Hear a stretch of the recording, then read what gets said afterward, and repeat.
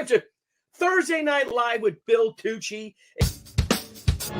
Behold his mighty hand. Tucci gang, Tucci gang, Tucci gang, Tucci gang, Tucci gang, Tucci gang, Tucci gang. Just want to manage expectations.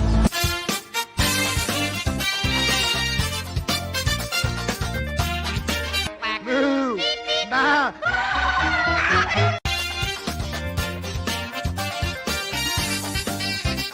This is the worst.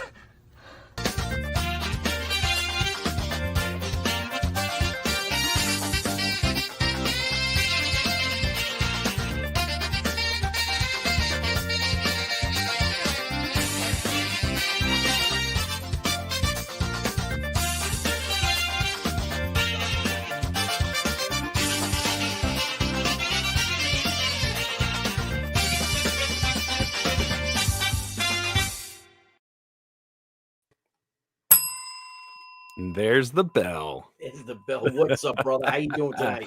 What is going on, Tucci, man? How we doing, dude? Nothing much, man. Well, I'm psyched for this show tonight. Me too. As we were telling our guests in the back, you know, most people that get on Thursday Night Live with Billy Tucci are our friends, you know, that we hang out with all the time and see. And this is someone I never hung out with, but someone that, you know, it almost like it feels like you know him, right? You do, though. 37, kind of one of our favorite YouTuber. Yeah, man, pretty much is our favorite YouTuber. So we got to get Flash on. We'll see if he'll do it. Come and help us out, not help us out, but come and hang out, right? Yeah, to this our little channel that we like to have fun. And but nah, this is someone who we're a huge fan of.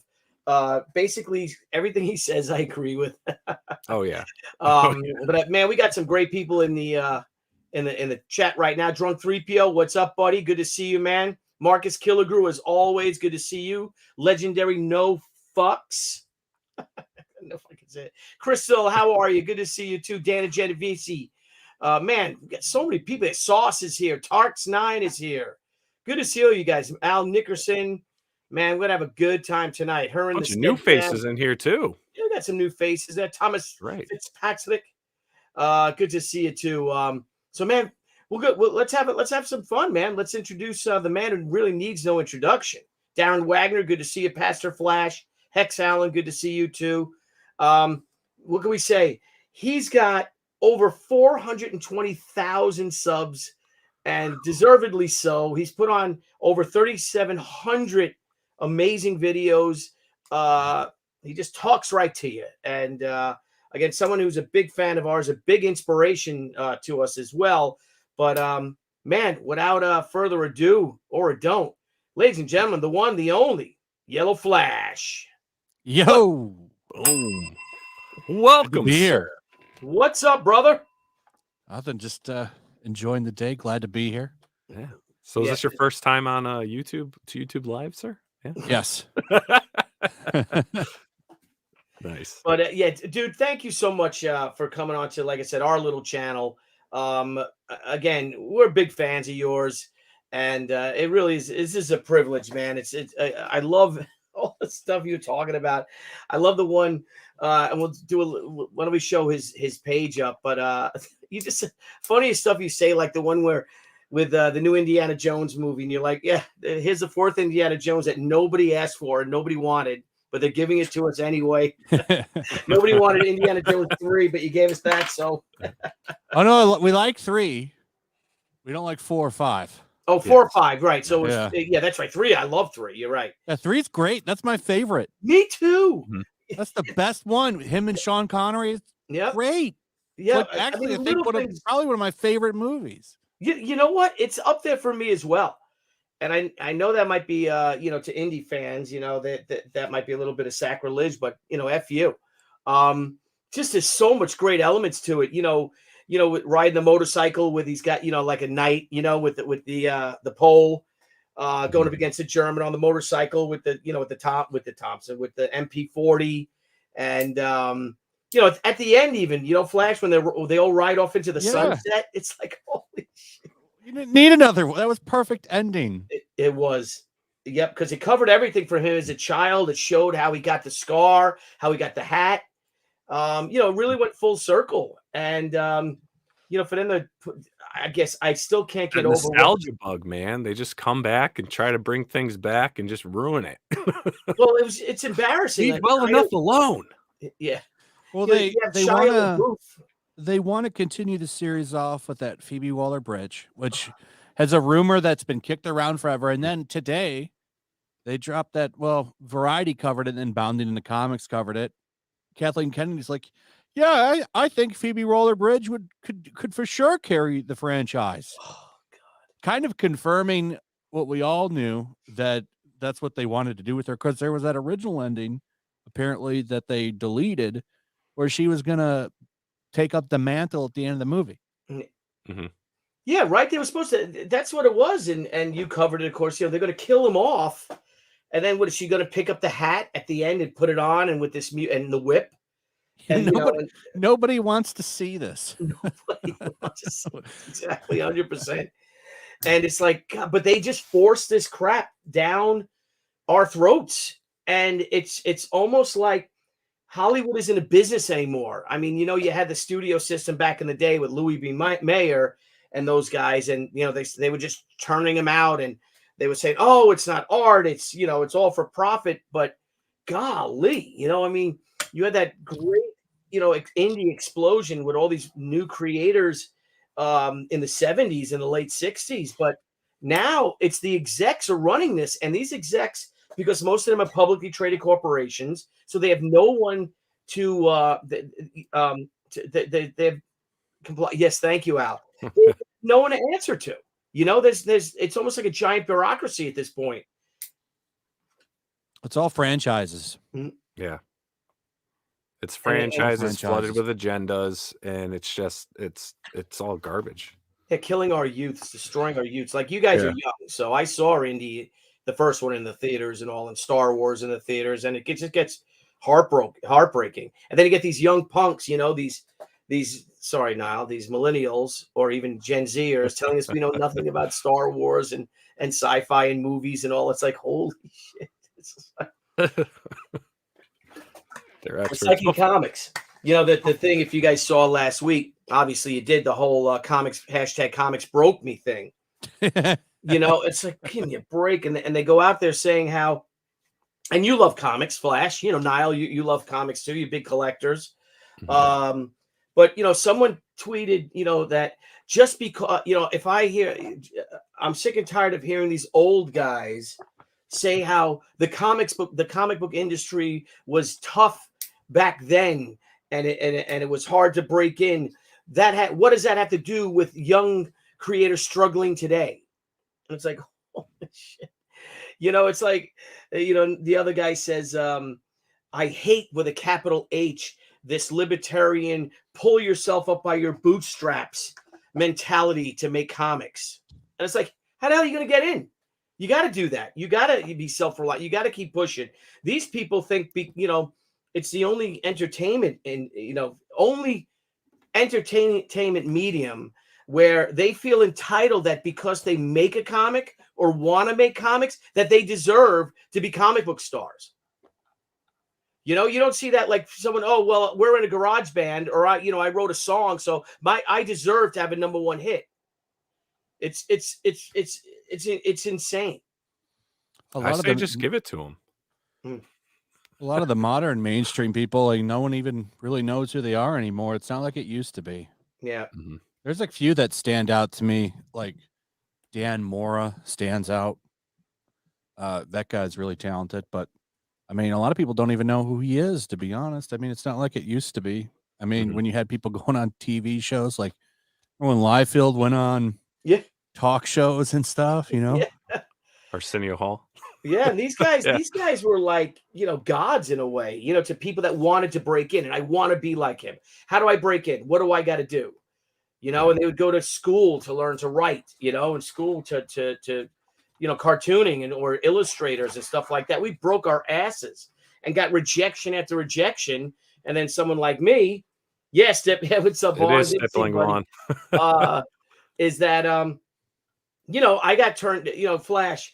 When I try to break in for a couple of years, 2 years or so, and I got turned down. One guy, the closest I got I think I did a Protectors #9 cover or something like that, a Malibu book, or I got offered it and it never was printed. But you know, I was asked, well, could you think you could draw like Jim Lee? You think you could do a Jim Lee swipe for this book? We're looking for someone like Jim Lee. And not could I do it? I couldn't do it. But even if I could, I wouldn't want to. You know? So I'm like, well, the hell with you guys. I'll make my own damn book. And I'll beat you guys at it. Today, forget it. That would not be, I would be hashtagging all over Twitter. Another publisher turned me down. This time they said, girl books don't sell. Let's make that a hashtag, everyone, you know, for the freaking likes and all, and woe was me type of shit. Drives me up the wall.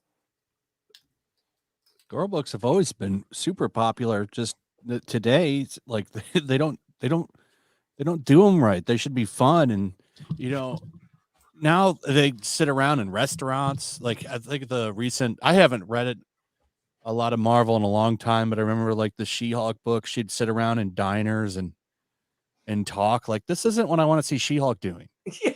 Yeah. Sitting around having coffee and eating with Hellcat in every issue. Yeah. Right. It's crazy because I remember who was it? Someone told me, and believe it or not, it might have been John Romita. John Romita actually told me this, was that Marvel had, or Jim Shooter maybe. I think it was Jim Shooter. He said that Marvel had a 7, 7, and 7 system to make a comic. 7 pages of setup, say 7 pages of dialogue, and at least 7 pages of action in every issue. Broken up to Perfect. It. Right? And what a great formula for a hit. What a novel idea. You couldn't do that today because these writers, because they're not trained writers. They never went to school. They don't know how to write. They like to write, but they don't know how. Is that they'll have, you look at every comic, if it's a 22-page comic, what do you have? 19 pages of them, like you said, sitting around in a coffee shop? Yeah, they're all set up now to sell trades. Yeah. So you buy a floppy and it's the middle of some trade that they're trying to put out. Mm-hmm. Kills it. Yeah. Yeah. Well, and the numbers are showing it, which is sad because we love comics. That's what we got into it, and entertainment and film and things like that. And just these people obviously don't love comics. They're looking for, as many of us have said, and it's so transparent. They're looking for a Netflix deal. They're looking for an Amazon deal. They're looking for a movie. And that's really their goal. And they see comics as an avenue to that. They see comics as a stepping stone. Yeah, because it's storyboard, basically. Exactly. They're making storyboards. And we actually got a couple, if you don't mind real quick, Billy, we got 2 super chats in. I don't want to hold them up too long. Oh, geez, yeah. We got Drunk 3PO for $5. Thank you. I am not YellowFlash. Is that true? I figured I would send that under my sock account. Well, thank you for the super chat, buddy. And then Almond John 1 for $5. Hey, Uncle Flash, ready for that Mario R to the P to the G remastered? One of the greatest RPGs of all time. I still got my SNES cartridge. It's Mario RPG remake. I can't wait. Yeah, I'm with you, Almond John. It's going to be great. I haven't played that game in a long time, so I'm excited. When's that drop? It looks great. I think November. Oh, yep. wow. I already went on Amazon and pre-ordered it the moment they said it was coming. I can't wait for that. That is one of my favorite. I think that's like one of the first RPGs I ever played. That was the first RPG I ever played. It's like one of the first times I've ever done something like that, going around in towns and talking to people. And then after that I played like Chrono Trigger and then Final Fantasy VI. And I went back and grabbed the backlog. Awesome. You big retro gamer? Yeah, I love retro games. I just hate playing them on emulator. I want to play them on the console, but they all look so bad on my TV. I'm really trying to get that I guess that's a Nintendo or like Super NX or something, NXT. Oh, the adapter thing? No, I don't like those adapters. I think they wash out the colors. There's some really, really good like console that uses the hardware and you hook it in and it's like straight in 1080p and but it's like $400 or $500 and it's always sold out. Yeah, that's not the modular one, is it? Where you can Pretty sure it's called the Super NXT. Hold on. Sorry, Billy. No, No, I'm really your getting my cup of dog tea. out of here. I'm gonna close. I gotta get my dog out of here. Hang on. Maybe someone in the chat will do it. Yeah. I was looking at it the other day. The analog NT. That's it. Oh, nice. All right, so let's talk, man. So, like, we all have our like inspirations, right, for starting our YouTube channels. Ours was because we wanted to promote and really help the indie comic community, self-publishing and stuff. What was your frame of mind when you started your channel? When I first started my channel, I was watching Diversity in Comics channel, Richard Meyer, Mhm. and everything that he was saying was resonating with me, and I wanted to say something, so I started a channel. I always thought you had to have like high production values. And then there's this dude in his car. Yeah, With a camera. And I'm like, Richard's great, shit, man. I could do that. Yeah, he was a big inspiration to me. I don't think I'd ever started YouTube if it wasn't for him. To be honest. Yeah, you guys are like my daily. After I get pissed off watching the news and I come upstairs and I'm answering my emails, which I do for for an hour, is Richard and you. I basically watch you guys on my computer. And I'm like, yes, exactly. I'm talking to the computer. My wife thinks I'm crazy. Loved when he used to shit on those books. Yeah, he did. Yeah. And I remember when we would be in chat rooms and stuff on Facebook, and I remember typing. We had a Facebook group with a bunch of us who eventually ended up becoming CG guys, and it's all because we voted for Mitt Romney. Pretty much, that's how old this is. And I remember posting. I remember saying, "And there's Richard Meyer out there like a brick wall, with these morons chucking shit at him left and right, and he's not moving at all, because he would argue with them and just drive them nuts. He would just basically, and he types the way he talks, so it's kind of that even tone thing. He never would get angry like they and curse and stuff like that.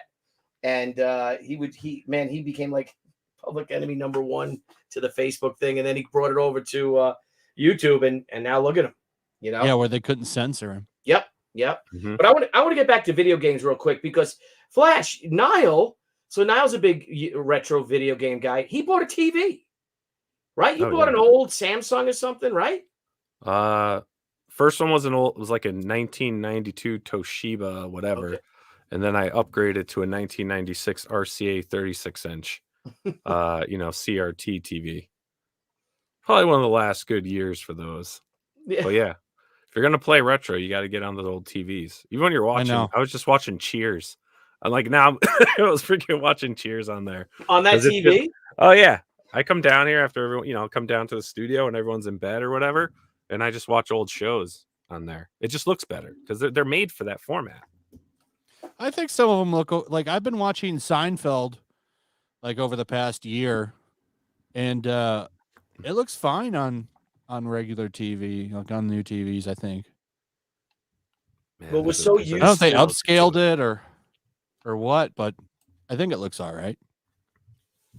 That show still holds up too. Oh, it holds up big time. Well, the thing is do you remember the first time when we got our flat screens and how disturbing it was to watch it, of how high the resolution was? Remember, it made everything look weird. And you're like, what's wrong with this?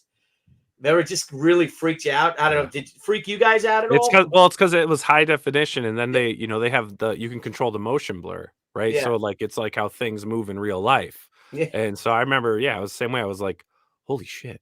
I'm like looking through a window, man. Yeah. Marcus says something. You mentioned Seinfeld, and it's amazing how they predicted the future, on so many levels. Like, remember the one with Kramer with who doesn't want to wear the ribbon with the AIDS walk? I remember that. Remember that one? And they all went, and that's the same thing now, that if you don't push it, if you don't celebrate, or you don't, I don't know what, be a billboard for pride, then you're looked upon. It can't be that you can't just support those people now. Now you have to throw them out, showcase it and stuff like that. And if you don't have, the rainbow all over your stuff, or corporations and all, they come after you, man. Mm-hmm. Big time. Like you had said in one of your videos, when you said with the whole Dylan Mulvaney thing with the Bud Light, and then the the LGBT community, when they pulled back from that, from supporting Dylan Mulvaney, then they went after him. Yep. After Bud. Yep. You can't win. Nope. That's why it's best for a corporation to just stay out of this shit. Yes. This is what blows me away. But they're after that ESG money, man. That's Yeah. interest-free loans. Mm-hmm. Yep. You know what pisses me off though, and I want to talk about your channel and you know, making your first one and all that. It's, like you said, you were inspired by Richard, but the NHL. So I'm a big hockey fan. I don't know if you're a hockey fan, Flash, but now the NHL every year would do, for Veterans Day, they would do military. They would have military inspired jerseys, right? In warm-ups. And then a lot of teams too, because St. Patrick's Day is a fun day, then they would do St. Patrick's Day ones, right?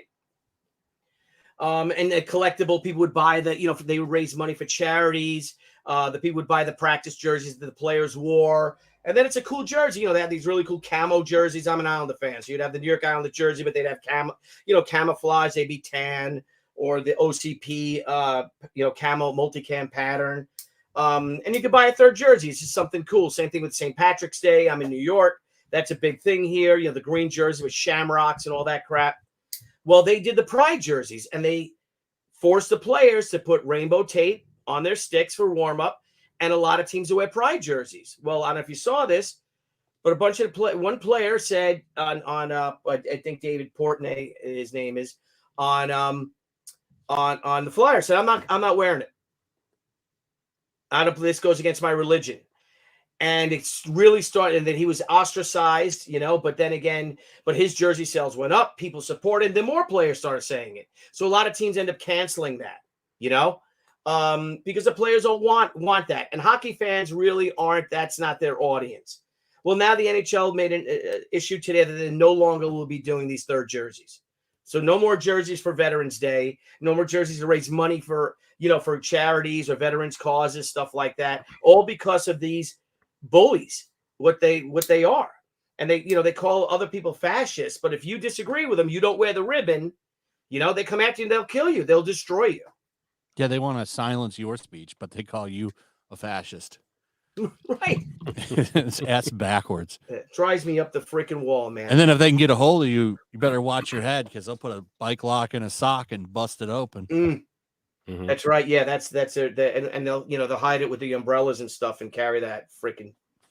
Well, we'll see what happens. We should all get along. Flash, you say that you didn't know you need high production values and all, but your videos are really high production. You're like a super pro. No, I don't think they're not high production. Yeah, well, they look great, man. So, all right. So, yeah, when you sat down to it, do you do like Richard? Did you have your phone and drive it in the car early, or did you set up a whole studio? What's a day like in the life of YellowFlash? Well, when I first started, I just used my cell phone like him, and then eventually I started to figure out how to use like Sony Vegas, editing software and stuff, and OBS, and started doing it on my computer more, because I just got tired of reading all those comics. I didn't want to read them anymore, because there's so many bad mainstream books, and I just got tired of going over them. I mean, there's just how many more times can I talk about how bad that book is? And there came a point with a lot of those people, they're unwilling to listen. Look at how far they've dragged the industry down. Yeah. And I don't think anybody was giving them bad advice. I mean, the sales speak for themselves on these modern books. They're not good. Right. And now what's funny is when you walk into a comic shop, it's like they're trying to bring us all back. It's like Danny Ketch, Ghost Rider now, Joe Fixit miniseries, the Ultimate Universe is back now for some reason. Mm-hmm. So they just came out with Ultimate Invasion. I checked that out. It sucks. Oh, cool. Not good. It's like, why is this coming back? I was curious because they brought Hitch and Hickman back for it. And it's like, you can tell they're desperately trying to get people to come back, but they're not asking. They're just putting this stuff out. Right. Hoping that people will come back. Well, Ben Riley back for a minute. Like, all these 90s books, like bringing all this old school shit back. And it's like, I think it's too late for that. I think like with comics, once you break the habit with people, like these people that had the habit of going to New Comic Book Day every week, when that habit was broken, like they weren't coming back. Yeah. And So I you think a think lot that- of that was a habit of people going to the store and picking up books. Yeah, and then they lose the interest. Yeah, they because lose the interest. because you sign up for your subscription with your local comic shop, and if it's $20 a week, $40 a week, or whatever, yeah, it's almost like it's just part of what you do. But like you said, you turn them away, and they're like, "Do I really need this?" Yeah, but the thing though is like when they start bringing this stuff back, because I know a few more guys in the industry that, you know, some of the big two have approached them to really kind of start picking up on some of the series they had that were really great, you know. But again, the editorial is a huge issue in mainstream comics, and then that corporate arm that's above that.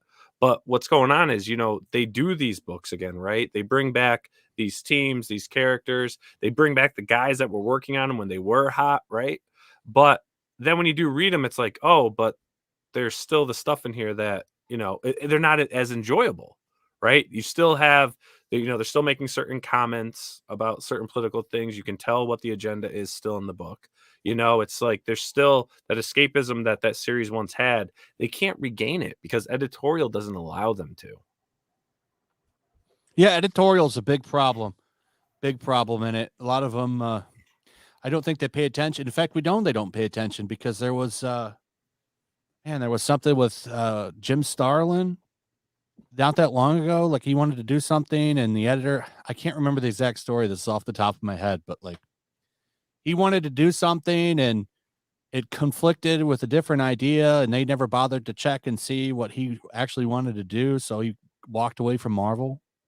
Mm-hmm. I can't remember the details of it, but like the gist of it was that the editor kind of just never listened to what he had to say, and he sent him a bunch of memos, and he just basically told him to fuck off. Oh yeah. Well, they have. I was told, like, and it's legit, is that, you know, these main, you know, the big two, let's call them, their editorial staff is given a checklist, right? And they have to make sure certain things are in there in the volume that they have to be in there. Whether it helps the story, whether it kills the story, it doesn't matter. The corporate arm says this is what you have to have. And the editors just look at it, check it off. Nope, you need to do this. Nope, you need to do that. Nope, you need to include this. And there's no team effort like back in the day. So if they want to try to get new fans and old fans and whatnot, they're not helping themselves by just trying to fill a checklist. The problem he had was with Tom Brevoort, by the way. Okay. I do remember that because I can't stand him. Mm-hmm. I think he's an asshole. Sorry for my language. That's okay. That's It ain't no kid show. Yeah, man. Come on. You can say whatever the fuck you want on this. Yeah. You know, but see, that goes back to even Dan DiDio at one of the retailer summits that we were at was lamenting that their reprints, you know, their facsimiles. Yeah, the showcases, you know, their reprints, their showcases were outselling the friggin' new books. Oh yeah. And he was pissed off at retailers for ordering the old books. You'd think that they would see that. And I'm sure he did see that, but I again, like Niall said, he was just getting pushback. Nope. And you know, another big thing of it is that they're hiring writers and artists today for who they are rather than what they can do. Mm-hmm. Yeah, that's a big problem. Yeah. Well, the facsimiles do sell. I actually like those. I like my comic shop, so I go in there and like that's pretty much what my pull list is. I said every time a facsimile comes in, I want it. I like getting those. I think they're fun. Well, that's when comics were fun. I mean, if you look at is it Fantastic Four number 166? Forgive me, or 66? What is it? The one with this man, this monster. Forgive me. Yeah. You know, I mean, what an amazing story. Flash, if they did that, if that story that Stan Lee wrote, that Kirby drew from 1966 was put out today, it'd be a 12-issue miniseries. What he freaking told out 12 books, right? Think about it. What he told in 24 pages. It's frustrating. But well, look at the Oscars. Let's see how that goes, because I think starting this year, or this year's pictures for next year's Academy Awards, is that they sent out the Academy for Best Picture needs to have to check these boxes of diversity. Mm-hmm. What do you think the quality of the films for best, for Best Picture are going to be from now? And a few of them make gripes. Richard Dreyfuss, for one, made a gripe. But you'd think these outlaws like Scorsese and even Tarantino and guys like that, you think they'd say something. Tarantino has. He said something in an interview when they asked him why Margot Robbie didn't have more lines in Once Upon a Time in Hollywood, and he basically told him to screw off. Yeah, what did he say? I reject that question. I reject your hypothesis. Yeah, that's right. But he's been silent on it. But again, he's also in a unique position. He's one of the few, and deservedly so, because he's fantastic. I mean, I thought Once Upon a Time in Hollywood was one of the best films I've seen in the past. I can't even remember. I'd say Top Gun, Maverick, Maverick, and that films I thoroughly enjoyed, and I'll watch over and over again when they're there. You talked about it for like 2 years straight. Whenever we did a show, you'd ask the guest if they've seen that movie. Once Upon a Time in Hollywood? Yeah, we're like, dude, that was like 2 years ago. You're like, yeah, it's still great though. It is. It's I love all his movies. I've got all of his movies except the car one. I can't remember the name of it. Oh, is that the Death Proof one? From Death Proof, yeah. From what was it came out? It came out in a double feature with that Rodriguez movie. And the Blu-ray is like $100. No shit. Really? It's crazy priced. Wow. That was just brutal. But I remember Flash. We're in the theaters and we went to go see it like opening night because I'm like, honey, we got to see this movie. We got to see this friggin' movie. It's like, oh, okay. And people in the audience were cheering and laughing when he was beating the shit out of those hippies at the end. The talk was doing, and I'm like, I never thought. I said there is hope for this country that people actually cheering hippies getting killed. That'd be great. Oh man, what a pisser! But I know I love that's what films are about. Just like the other one, the Inglourious Bastards. That's you see the movie say about the Roman Empire and stuff, how they changed it. They changed history, and why not do it with something that's 70 years ago, 80 years ago. Yeah, I don't have a problem. He did it again in Once Upon a Time in Hollywood. Mm-hmm. Yeah, and the world is better for it, isn't it? So, all right, Flash. So, what's next? What's your next video? I don't know. Probably, I think I saw Bud Light put out a new advertisement today, and it just got destroyed. I think there's about 400 likes to 13,000 comments. Oh, no shit. Now you got to find that. They're hiding and deleting comments too. Oh, I've been really? watching it all day. It's funny. Now, can you find that? And let's yeah, I'll see if I can find it. Play and it. Really quick too, you got this super chat Hey. from William Sleeper. $10. Thank you, sir. Billy, 10 years ago at Heroes Con, I asked you about how to get in. You told me to come around and sit and talk. You then told me about your flight back from San Diego Comic-Con and decided to self-publish She. Yeah, that was. I remember that, buddy. Yeah, that was great. Yeah, I got turned down by everybody. Flash, like I said. Yeah, I'm looking forward to the Omnibus. Can't wait. Oh, thank you. Yeah, it's gorgeous. It's so beautiful. Look what I got here. I got this is because I'm putting them all back in frames now. This is Jeff Darrow's original piece, and he did it on vellum. Oh, that's great. Oh wow! Look at that. It's just and so Brian. Glutes. What?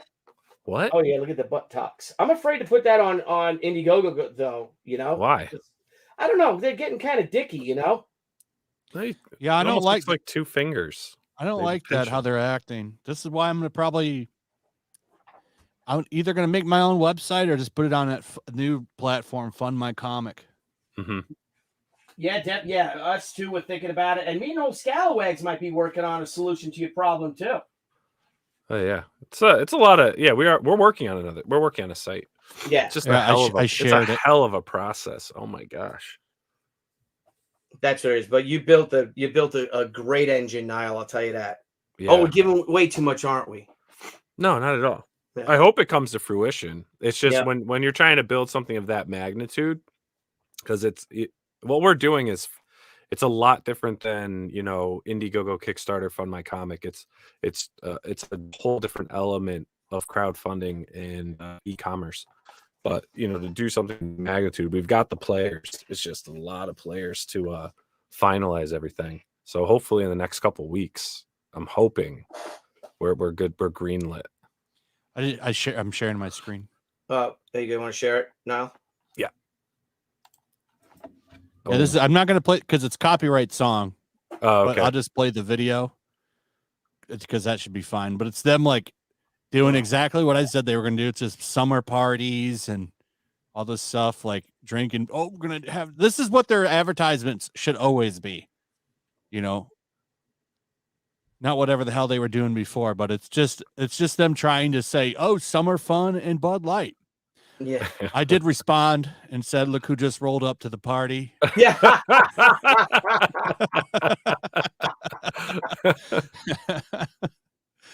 What's funny though is look at this: 16,000 comments, only 1,000 likes now.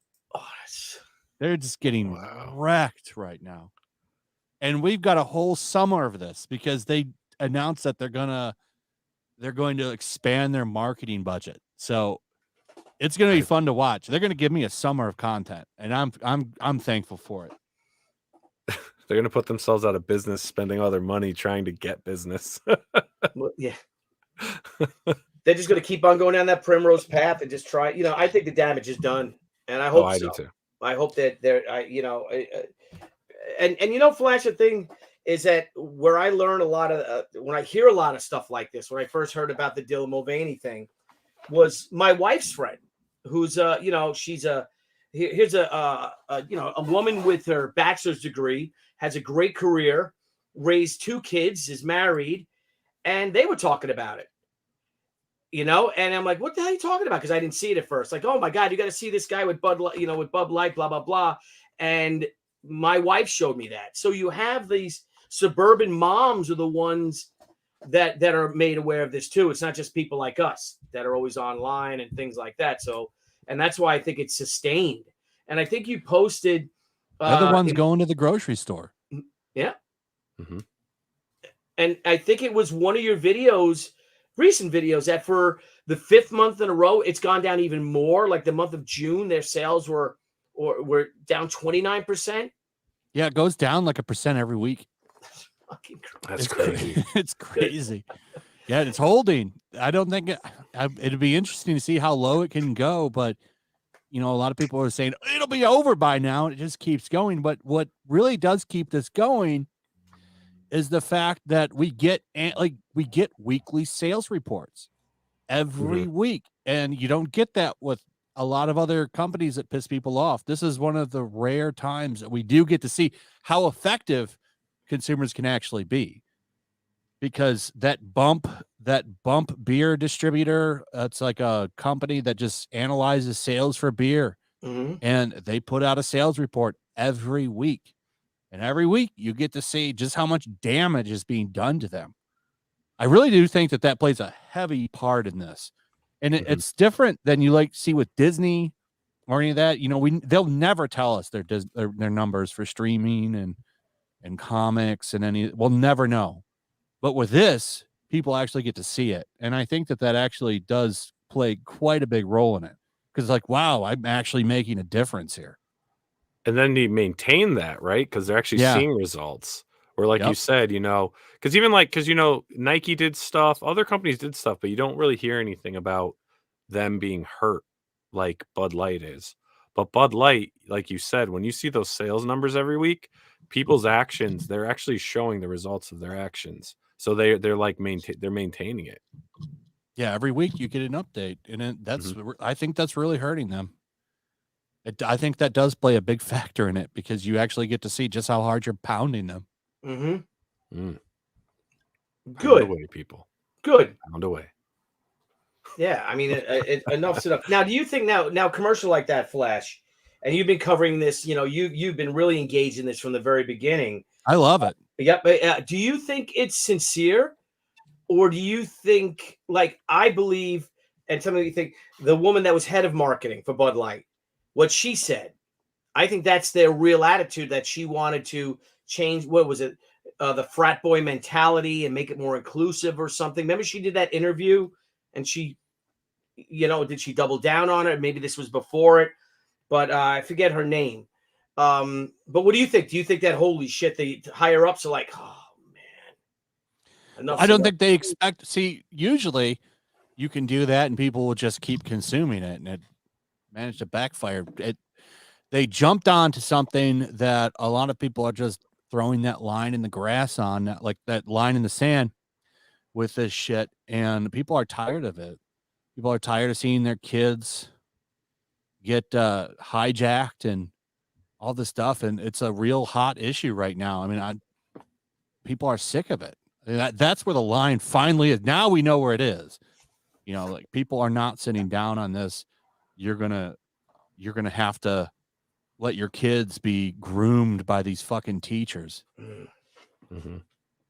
And it's not going to work this time. Calling someone a bigot or racist, like, most people care about their children. A lot more than themselves. So, I don't think it's going to work out for these people as much as they are used to winning on this. I think finally people are waking up to a lot of this bullshit. You're seeing it with Disney. I think I don't think you can argue that they're not damaged by this. All of their movies have flopped except for one.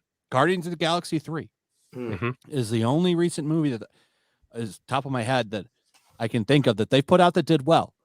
It helps that it's actually a good movie, and there's really not any woke shit in it, to be honest. Yeah. But all of their other movies, Ant-Man failed, Little Mermaid failed, Lightyear failed, Strange World failed, Elemental, historic failure. That's their worst horrible box office debut in a long time. The company's history, it's the worst for Pixar. Oh yeah. And then Indiana Jones is coming out. That's going to be a huge failure. I think so. That's one of the most expensive movies ever made. Cool. So I think that movie will probably it'll have an okay opening weekend, but the problem is it's not going to have a good second weekend because I don't think word of mouth is going to carry that movie. People have to see these movies more than once for them to be successful. Right. Yeah. You need repeat viewings. And who the hell is going to want to go see that? We already know the spoilers. The spoilers for that movie is that Phoebe Waller-Bridge is the hero and she belittles him the whole movie. Right. Boy, that's exactly what I always want to see Indiana Jones be, a joke. That's what happens though, right? All the male characters now are just like they're jokes, right? Yeah. They use us as jokes, and they let the women take the lead, but it's just not as entertaining. I'm sorry, it's not. Well, it doesn't work. It also pisses me off is that you see on every TV commercial, right? The father is the butt of the jokes. He's the idiot. He's the fall guy. He's the one that everyone makes fun of in the commercial. That dad does something fucking stupid, right? And then they all laugh. Oh, dad! The mother looks at the kids, and the kids laugh. Like, oh yeah, what an idiot dad is. Dad's the one that falls down. Dad's the one that trips. Dad's the one that doesn't know how to work a fucking garden hose. And it drives me up the freaking wall. That, Flash, you ever see all these car commercials too? Unless it's 12 o'clock at night and we're coming back from a friend's house or a party or a bar, my wife ain't driving. Because the men are the ones that drive, but they feel they have to sell it to the women. And it's holy shit, man. It drives me up the freaking wall. I'd say usually my wife does drive because she doesn't drink. Yeah, the same thing with me. That's what I'm saying. On the way back. Mine too. On the way back. Yeah. Yeah. Going there, I'm driving. Yeah, I drive on the way there. Yeah. Or we're going. They drive home. Yeah. I can just imagine my wife. Hey, let's drive. Thanks, everybody loves Raymond. Thank you. It's like everyone, oh, we're gonna go drive out east. Let's go for a drive, through the farmland, or go on a picnic. And there's a mother driving, and there's a dad looking around like a fucking retard.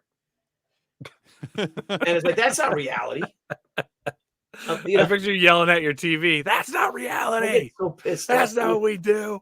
I'm sorry, Flash. This is supposed to be a funny thing, but you got me going, buddy. You get me going in the morning. It's better than having a cup of coffee. That's funny. That and the one with the teachers now, with all this stuff, and you've covered this. You know, you got all this stuff that's going on in the schools with the people. You know, with the drag shows and all this, right? And and all this stuff. You see these teachers on TikTok and stuff like that, and every time they say, well, with my kids, and these are my kids, and when you're in my class, you are my kids. No, they're not your kids. Yeah, They're your students. And just all this stuff that they do behind the parents' backs, et cetera, drives me up the freaking wall. Yeah, So, my kids aren't your kids. right. You're paid to teach them math, Mm. not your weird shit. And now they have Target was busted because they fund some organization that wants gender taught in math class and all this stuff. It's like, what the fuck is going on? Like, you can't have your kid you can't have your kids in public school anymore. Can't. Yeah. And I feel bad for the people who don't have a choice, because there's a lot of people that don't, like, they can't afford to homeschool or do any of that, because that's a lot of investment. That's a lot of time. And a lot of people, both parents have to work 2 jobs because shit's so expensive now. Oh yeah. That's the majority of the country's not going to be able to do. I think Billy froze. Private schools or anything. Did he? Yep, I think Billy froze. Well, that's a first. He's never froze. The 5 years we've done this, I think it's the first time Billy's ever froze. Maybe his internet went out. That happened to me yesterday. My power went out in the morning, and then I was out of power for 4 hours, and then it came back, and then an hour and a half later, I lost my internet. Oh, wow. Did you guys have storms in the area or something? No. What really pissed me off is it turned It's out like a chipmunk. Well, it was a planned maintenance. Oh, gotcha. And I called him up and I cussed him out. I'm like, you could have told me this in advance. Then maybe I could have got up early and just got some stuff done, and it wouldn't have really been that big of a deal. But what really irritated me was they shut everything off, and then 20 minutes later, they sent a text message saying, a planned maintenance thing. It's like, really? Plan your day accordingly. And you're like, I'm already in it. Couldn't you told me this like fucking yesterday? And then I would have set my alarm like 3 hours earlier and got up and made 2 videos or something. Yeah. But no, I made 1 video, uploaded it, and then boom, all of my shit went out. I'm like, what the fuck is this? Starlink, man. You got to go Starlink. Well, I can't use Starlink if I don't have any power. Generator, come on. I want to get one, man. Live the van life. I know somebody that got a really nice one where it runs on the gas line. Really? Yeah. So if the power goes out, the generator just kicks on and it uses the gas line to power.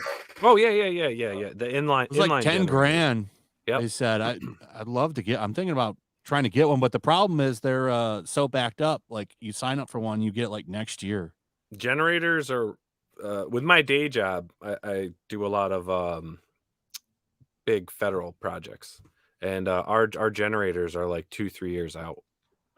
Getting these things on site for big buildings and whatnot, and even residential are 2 years out from Generic and stuff, especially like a lot of the inlines you're talking about, where you tap them in to your natural gas line or your propane lines or whatever your house is. And it's just incredible the lead times on anything mechanical, electrical. It's unbelievable. Yeah, I really want to get. You should make videos about that shit. They're really going on. That's why they want to get rid of gas. Oh yeah. Want to get rid of gas, get rid of gas stoves. It's all about control, man. At the end of the day is what it is. Yeah. Put everybody on the grid and then do rolling blackouts and shut all this shit down. Then you'd have nothing. Everything's hooked up with electricity, and we don't have the grid for this. I mean, it's just insane, man. Yeah. Let's put everybody on electric, and we don't have the power structure for it. Electric cars are still they're novelty items, man. They're for puddle jumpers, people that really have to drive and do stuff. It's you can't sit there for they've got the level, what is it, level 3 chargers? I forget how they classify them, but I'm watching videos of guys who are doing this. They're like, yeah, I'm sitting here for 45 minutes. It's cost me this much money. I could have been at a gas pump, right, for 3 minutes, and it would have cost me this much money, and it would be cheaper than the electric that they're sitting there waiting for. I was watching one guy who got the new Humvee, and he was at the charging station. He's like, this is bullshit. He's like at $70 in electricity, and he's been there for 50 something minutes, and he was only at like 70%. So It costs that much money? Yeah. That's Yeah. insane. I guess it depends too, probably where you live. I'm assuming, maybe each state's different, but yeah, you're better off. Like even with solar, that's why they want a lot of people to switch to solar, because if they get the electric cars, most people will primarily just need to charge them at home, and you can charge them right off of your solar bank. Yeah, but what's one thing you can't do with that? Then you can't drive it across the country. Well, exactly. keeps you- which it you don't keeps have, you which we in a don't have the local area. infrastructure for. We don't have the power plants, and then if to power that up, you're not helping the environment. You're still going to be pumping into our atmosphere just to generate, to create the electricity that's needed. Right. I have a lot of thoughts on this shit, but we can't. I don't know. We don't want to dive into climate No. stuff on Let's YouTube. talk about aliens and whistleblowers.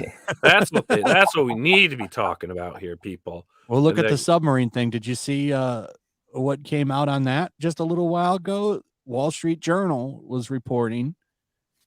So this is coming from the Wall Street Journal. They were saying that the Navy knew that sub imploded over the weekend, and the Biden administration wanted it held until after Hunter's stuff, after his case was closed. What?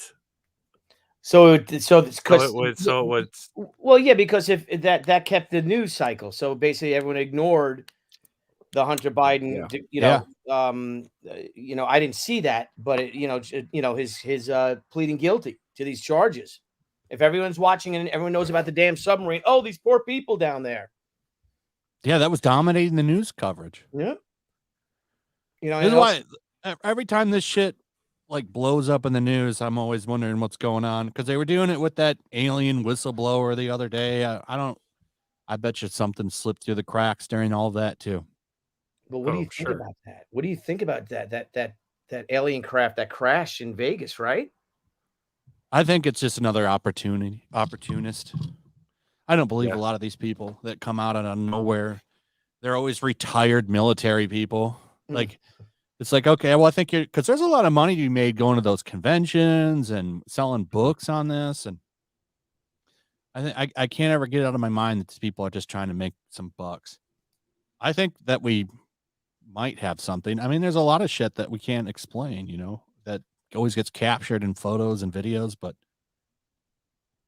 The Vegas thing, though, like as hard as I looked at those videos, it seemed like everyone was able to matrix what they wanted to see. You don't really see anything. You never see anything. No.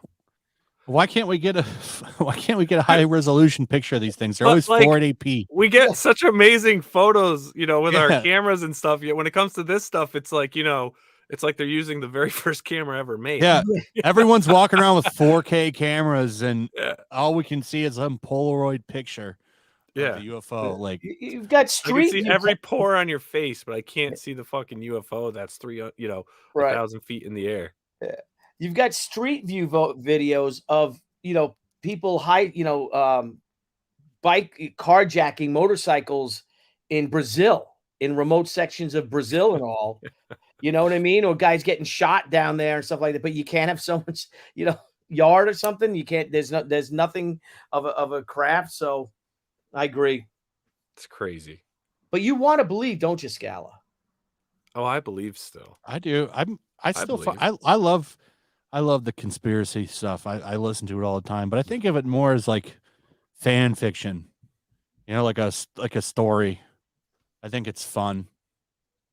YouTube used to be all about that shit. I remember back in the day watching all those crazy YouTube videos, like old school YouTube, where it was like pictures of humans in these pods, and they would say like aliens are doing, they're making chimera people, and they live in this Dulce base and work with the humans and all this shit. And there was a fight there once, and this guy lost his finger. It's like it's crazy, and there's so much stuff on it, but I don't believe any of it.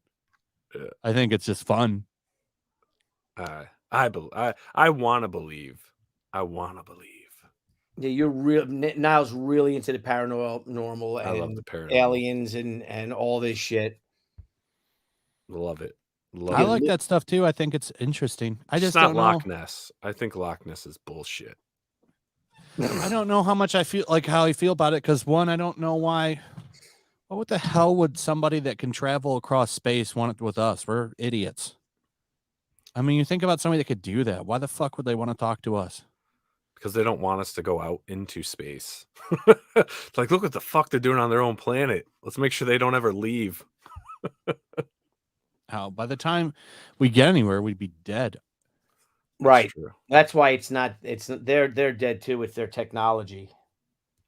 It's their AI that has progressed over the hundreds of thousands of years as they're making their way here to kill us all.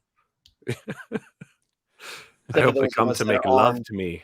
Make love to me to create alien human babies. Hey, yeah. Hey, I got a question to ask you. John Malin posted something today about AI, as the future of comics. And I don't know how you guys feel about this, but someone was saying that someone say John Malin's art, right? Or John Malin can say John Malin's style of art, John Malin's story, godlike. And that AI could generate an issue of godlike in minutes. And it'll be seconds eventually. What do you guys think of that for the future of comics? Is all going to be AI? Never. It'll never happen. I think it's far off. Not at least a couple of years in the minimum, because it's not quite there yet as far as what it can and can't do. You have to guide it. Yeah. To do and you have anything. to fix it when it's done. Yeah. I think there'll always be a human element to it, but I don't know. It's an interesting question. I think some of it, some of that artwork it puts out is pretty interesting. Some of the stuff that I've seen. I don't know. It's like somebody says in the chat, creativity without a soul. I mean, Past Master Dan right there. Creativity without a soul. Yeah, I find it all terrifying. I don't think you can ever replace humans. I think people always want human art. If anything, it would just become a niche, and then it really would be survival of the fittest. Yeah. Yeah, because I think that comics is really becoming like a boutique industry now. People want floppies. That's why digital comics are out there, of course, but people, well, I hate digital comics. I don't like reading them either. Now you got a ton of them though, right? You've got all of them, don't you? Me? Digital? Oh. Well, if you want complete runs, yeah. Because I mean, there's no way I can afford those books, and if I ever wanted to read it, then you have a digital. But I don't seek out digital. Try the Omnibus. Yeah, but let's just there's money saving means. I just hate reading. There's a way the to only get thing them. The only thing I read digitally is manga. Yeah. See, I don't like reading manga digital. Manga is still it's still a challenge to me. It must just be stupid. Some I'll stuff, be reading, and some stuff I have physical, but I can't turn down the Shonen Jump app. Yeah, is really interesting because it's only $2 a month, and you get access to their entire vault. Not only do you get their entire vault for the company, but you get all the new shit that comes out every week, and it literally gets translated into English a day after it comes out in Japan. Yeah, that is a great app. I would recommend that. And it's only $2. Yeah. $2. It's better than paying DC or Marvel. What are theirs? $10 now, $9.99 or $12.99? I don't have any of their digital stuff. I don't know. Yeah, do they still have? Do they have digital apps? Oh yeah, they still have them. Yep, they still have them. DC Infinite or something, and then I forget what Marvel's is. Yeah. Do you guys ever read the Chinese comics like Jade Man, Crying Freeman, things like that? I haven't seen it. Check them out, man. They're phenomenal. No. Phenomenal art. When you're at a show, ask if they have any Jade Man comics. It's literally amongst the greatest comic art I've ever seen. Really? Yep, Jade Man. Why have you never told me about this? Because you're, I don't know. I want Why you to don't know my secret. I don't want you to know that stuff. Did you just make this up to be cool, bro? No, honest to God, Google know, Jade just- Man comics. They're You're phenomenal. like, oh, I know something they don't know. Does You guys turn ever me read on. Chinese comics? No, huh? Chinese. They're Look at me. Chinese manga, or I how you created say manga shit. in I read Chinese. Chinese. I see you got that Megazord in the back. Have you read the Power Rangers Boom books? They're horrible. What? You don't like them? I'm just joking. Oh. No, they're good. Yeah. Those are the only mainstream comics I still like, really, are those Power Ranger books. That I liked. Well, that, and you know, I actually I enjoyed the IDW Teenage Mutant Ninja Turtle stuff. Not most of it. The Eastman stuff? Yeah. Yeah, I wanted to read that, but I can't get the older stuff. This is how you know IDW is a dumb company, because like, why are these not available, and like, why are they not constantly printing that run that they have in the graphic novels? They're all out of print. Mhm. Like, what the fuck are you doing? This is why they're going bankrupt, because they're Yeah, I run was by gonna say that. morons. Exactly. That's the only thing they have that sells, and it's not like regular. It should be in constant rotation, Mhm. but it's not. No, Because I hear it's great. I'd love to read it, but I'm not buying it digitally. If you want me to read it, I need those trade paperbacks or an omnibus. Where are these things? They don't make them. They don't. Well, they do. They did. They did. Yeah, they do, you know, did, but they after did, and now they it's went out of freaking print. ridiculous to get them. Oh yeah, they Yeah, don't. they're all they, super expensive. really expensive. Yeah, I'm not- I'm not So paying I them. read a lot of those digitally because you can't get them. Because there's two means of getting them digitally. You can pay for I them, know. or there's other ways. I don't want to read them like that. I want them. It's I tough. want 'em. Yeah. It'd be And I interesting. don't though, mind to see buying where we're those gonna because go. that, you know, I like Kevin Eastman, so I'll buy those. Dude, Kevin's a great guy. Yeah. Yeah. Kevin, that Garden State Comic Fest that we're doing this weekend, and that you're invited to, Flash, just throwing that out there, is he always did that show. Like He's not this year. He's not. Oh. No, I don't he's think not he's not on it. Like we were talking about before the show, like Jim Lawson's there. Yeah.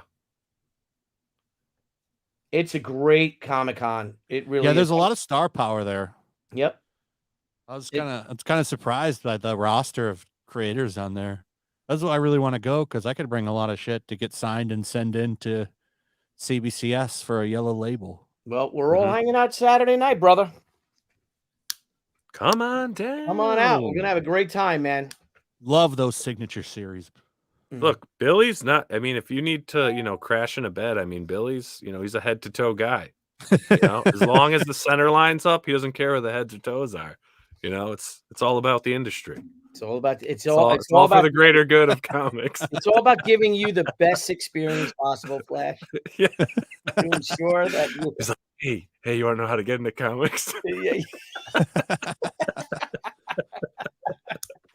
So, Flash, I know we had you. I'm trying to get into comics. Yeah. I want to talk making one. about that. Yeah, I saw a couple posts on Twitter, man. What do you have going on? Yeah. Well, I'm hoping the plan is to launch a campaign in October with most of it done. Where me and Diller Draws are working on it real hard. We've got with layouts about 17 pages, I think, done now. Oh wow. He's killing it right now. He's putting his soul into it. I love it. It's great. It's fun to do this because, it's crazy to have I'm explaining this how I want this fight scene, and then he goes and makes it, and it's exactly what I wanted.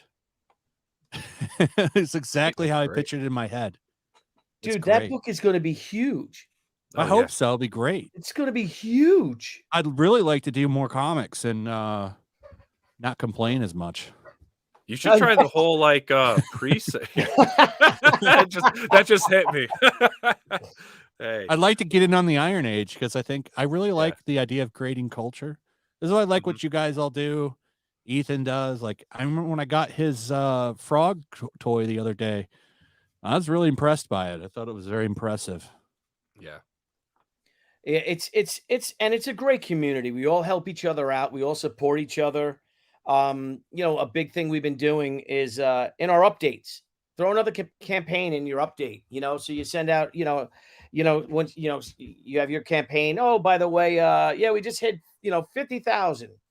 Everyone's going to get a new trading card, and then put in the thing. Oh, by the way, check out Andy Smith's, core draft, The Reckoning. And here's the link. And, but again, we're on each other's shows and we all have a good time. That's the best part. I'm having the best time, making comics that I've had since 1999, I'd say. Mm-hmm. I've been having a great time just writing this. This is the first time I've ever done this. So it's like, I've been having a lot of fun. I brought on an editor, so it's not like an awful story. No, that's really important. And if good, that's really important how editors are, because you could fall in love with your own words, with your own ideas, and then next thing you know, you got a 140-page comic book. I'll share some. The editor to focus on what's really important and what's the what's at the essence of the story. And what do you got here, Flash, to share? I'll show 3 pages. The pages I've been showing. I show that now. This is the opening page. So there'll be letters on it.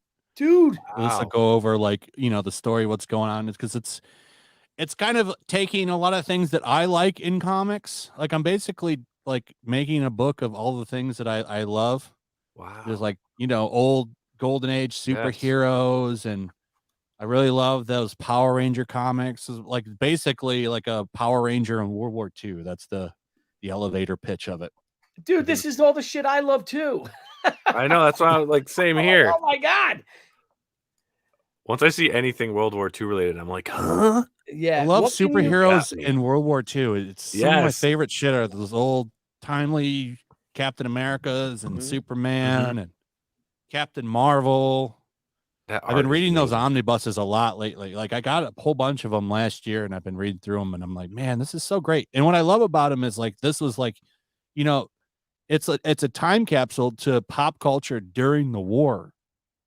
Was like what I love about those things. It's like, I think it's crazy to not think about that. Like the Superman and Captain Marvel, Captain America, all those comics, like they were World War II propaganda in pop culture. Oh yeah. And I think that's great. I love those books. So I wanted to do something like that. And I don't see anything like this anymore. So this is the first page. What's as much as you can give? I don't want you give away anything, but can you give us a little?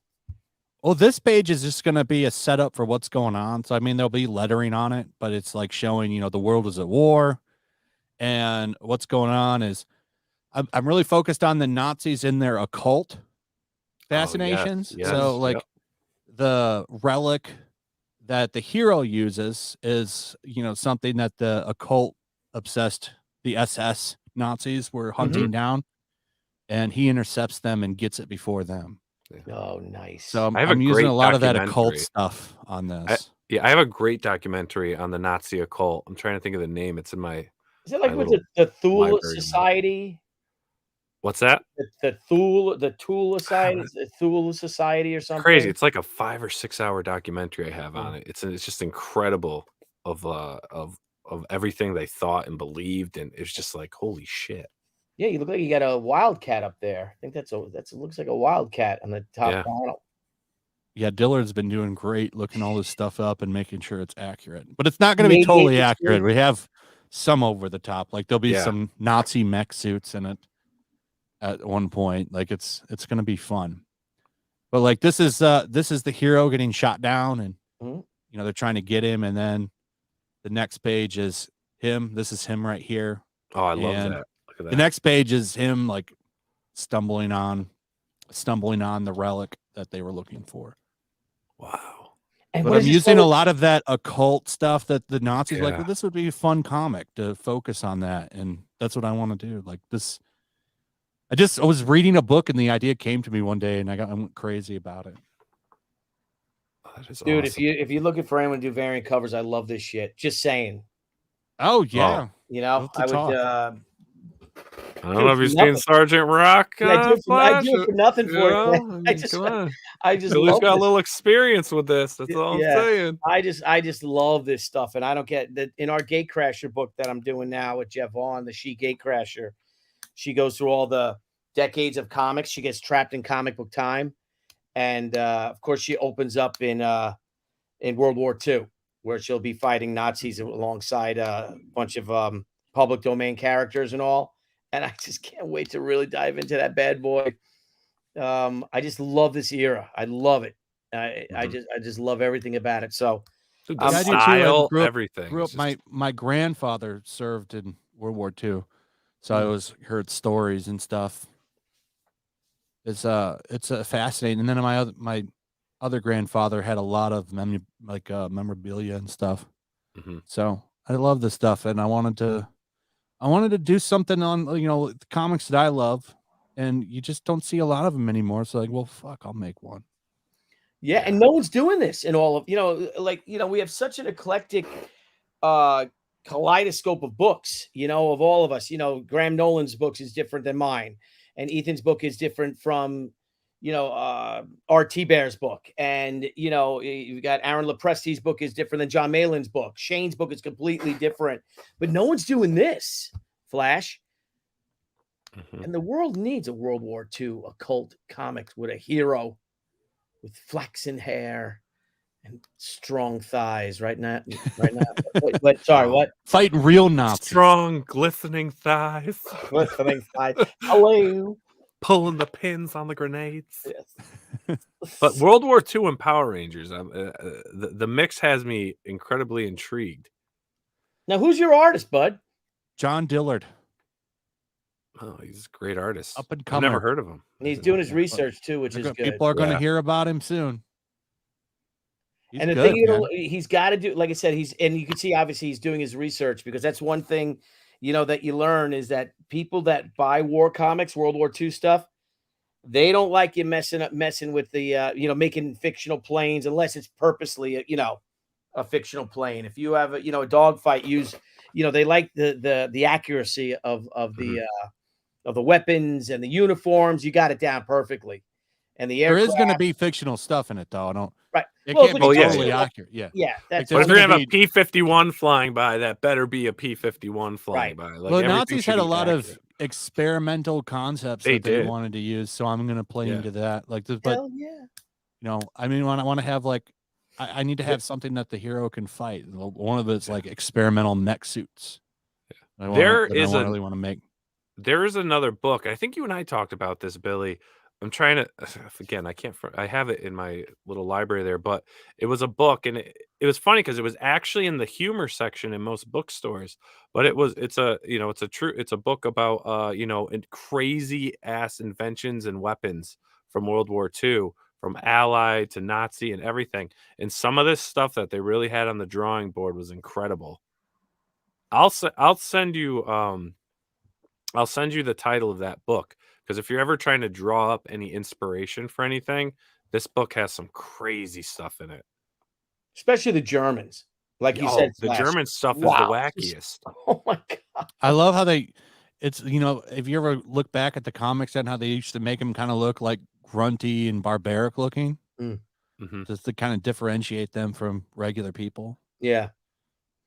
But, are you guys going to do, well, some of this stuff with the Japanese is a little, Yeah.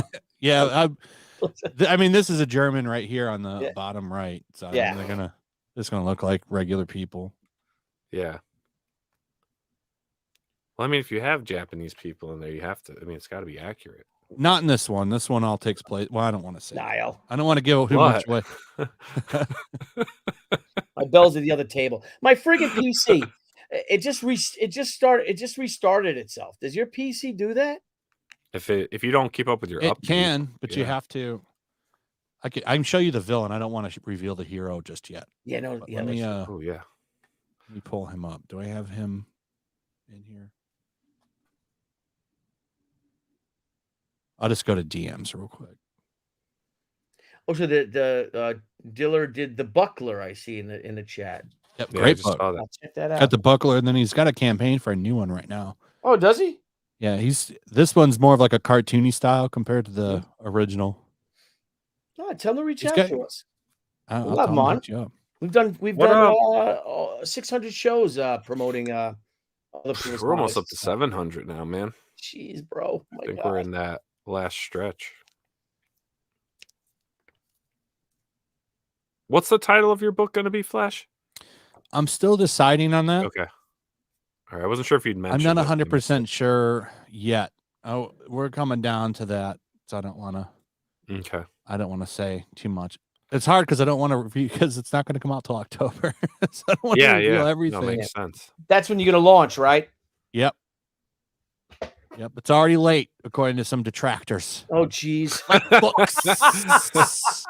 Yeah, once you're like, I think I might do a comic.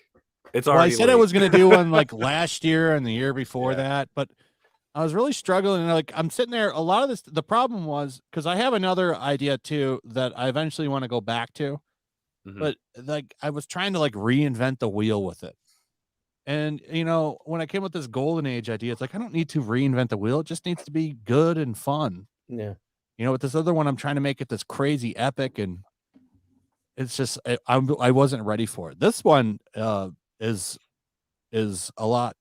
I don't want to say easier to write, but it is, because it's not like crazy like the other one I want to do. This one's just straight up good versus evil, fun superheroes, a lot of throwbacks to the golden age. Yeah. Another thing that and something to think about if you're making this giant epic of a book too, especially if it's your first time. We had a talk. I was talking to a bunch of the guys in there in the chat right now at Heroes Con and pros too. That the fans want to get the books out. So if you want to do a 32-page book, they're all for that. You don't necessarily have to do a 56-page book, a 64-page book, a 32-page single. The fans would love that, and you get that book out a lot faster too, and you can do more campaigns annually if you do smaller books. I don't know how you feel about that, Niall, too, but it seems to be the way we're used to this European model of doing these massive books when we crowdfund them. But why not start crowdfunding singles, floppies too? Yeah, the initial story for this one is going to be 3 books. Like I have 3 books kind of mapped out for this one. And I was going crazy with it. And the original idea was 2 books. Like the 2 books were there, and this was what's great about bringing. So I got Literature Devil coming on. He's the editor. And he's taking a look and he's like, yeah, this needs to be 2 different stories. And bringing him on was a great improvement because it's really improved the script so much. Because we have it's so much tighter now. It's a tight script. It's really good. I'm really excited about it. I think people are going to like it. And that's a hard thing for a writer too, I think the hardest thing is to learn to edit yourself. So it's right. So it's good that you brought him in. The Literature Devil's like, okay, like he said, let's streamline this. You already talked about this. You don't need this again. When I first started out, I was in love with flashbacks. Man, fresh flashbacks. One flashback is enough. An issue, and that's maybe even a little too much.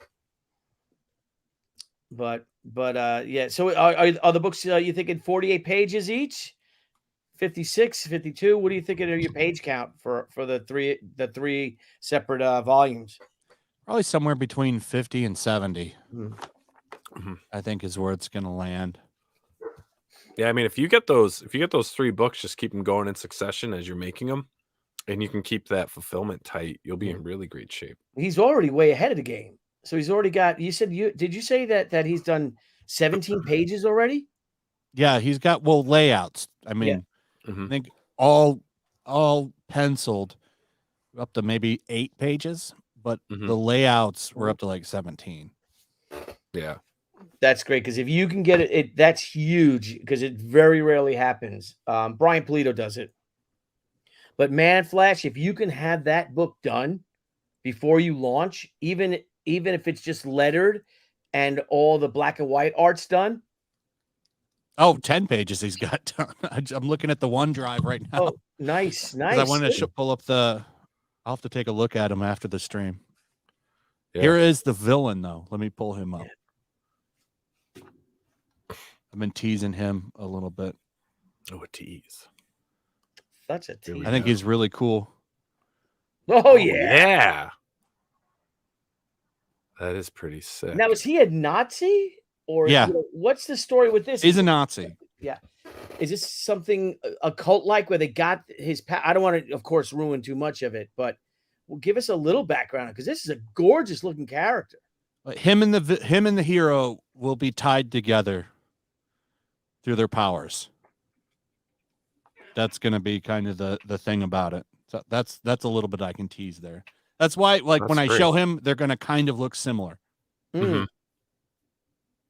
It's great design, and there'll be a good reason for it. It's going to look. There's a whole reason that their powers are kind of similar to each other, and why they want, especially he wants to take him down.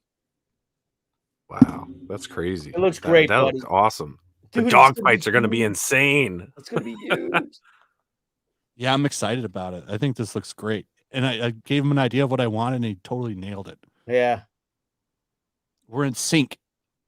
That's awesome. That is awesome. Dude. Yeah, good for you, man. I'm glad you're jumping in. I'm really glad you're jumping in. Because we could use the kick in the ass too, you know? Get someone of your caliber coming in with a book that's unlike anybody else's. It's a friggin' home run, I'll tell you that. I hope so. I've Yeah, put a lot of thought into it. I could have done a book a long time ago if I had wanted to. You know, I've been in comics for like 7 years. And now you're publishing. I've never had anything that I was really excited about. And because you know, I'm not a creator. Well, I am now, but at the time I wasn't. And I just I've been thinking about it a lot. I've been thinking about everyone talking about Iron Age and, you know, putting your money where your mouth is. And I was like, okay, well, I'm gonna put my foot in the ring. And I want to put something out that people will like. Mhm. I want it to be good. I want it to be liked. You know, I don't want it. I mean, I definitely want money, but yeah, I also want it to be good. You know, I want people to get it and say, I'd like to read another one. Yeah. I want to get the next one. That concept you have is really good. Yeah. I'm intrigued. I'm intrigued to see as you start releasing stuff, as you approach your campaign, where this is going. Yeah. And they're not going to like it unless you like it. You know, your passion is going to come through. Trust, I know from experience. You know, you say you want something that people like, you know, well, and something, but you're making a book that you like. So they're going to see that. If you like it, they're going to like it because it's coming from you, because it's a very personal thing. Crowdfunding, as you know, the fans are out there supporting you just as much as the product. Because they have an investment in you, and they believe in you and your vision. You know, heck, they might even back books that maybe that's something they're not quite interested in if they like you. You know what I mean? So it's a great partnership, which really what it is, because you know, Flash, there's no retailer to run interference. There's no distributor to run interference. If you disappoint the fans with your product and all, they're gonna let you know. Yeah. You know? But if you inspire them and you put out something great, something that they love, they're going to come back tenfold, man. They're going to come back again and again and again. And it's a privilege to do books for these guys for these fans, because we owe them everything, you know? Yeah. I think it's great to be in a position where I can do this. You know, I never would have been able to do this without having my platform and everything, because you know, and I do think it's good to have platform so that you can, that way you don't have to really, you know, a lot of people get mad because they have to reach out, and you see it all the time with drama and people getting mad because they don't get on people's platforms. Right. John Malin has always been a big advocate of that, you know, build your platform. Yeah. You know, so I'm fortunate to be in a position like that. So I'm really grateful that I can do this. I think I'm excited about it. See what happens, you know? Yeah. Hopefully it does well. Yeah, it's going to do great. And here's another thing you got to learn, which I guess you already know, is that you're probably not going to get any coverage from the mainstream press. Look at Air July. Yeah, exactly. It's the biggest comic book story in indie comics. He beat out Keanu Reeves. And on they his don't own. cover it. Yeah. No, not one word. Yep, he won't get a smidge of coverage. But here's what they'll do, Flash, though. Somebody's, Newsarama and places like that, whatever, CBR. But they will do, here's 5 crowd-funded books, right? Let's highlight these books. And they'll highlight these books that are selling like $600. They're almost at their $1,200 goal. The campaign's been live for 25 days of its 30-day, timeline. But that makes us look bad. Instead of covering the successes, they're covering, the mediocre books, the books that aren't really doing quite well. But people are going to look at it like, look at this. This guy wants $5,000 and he's nowhere near that. I'm not going to support these guys. None of these guys can make money doing this. None of these books are popular because they're specifically and purposely ignoring the success stories like us. Well, I guess if you belong to a certain demographic that they put you in, where they label you, you know what I mean? We got a question from Mutt here. What's going on, Mutt man? What's up, Mutt? So now that Flash is a creator, will he continue to be a critic? Ooh. Is it different after you publish something? I would say no, to be honest. Not the answer for you, Flash, but Billy's a critic, right? EVS is a critic, publishing and being critical.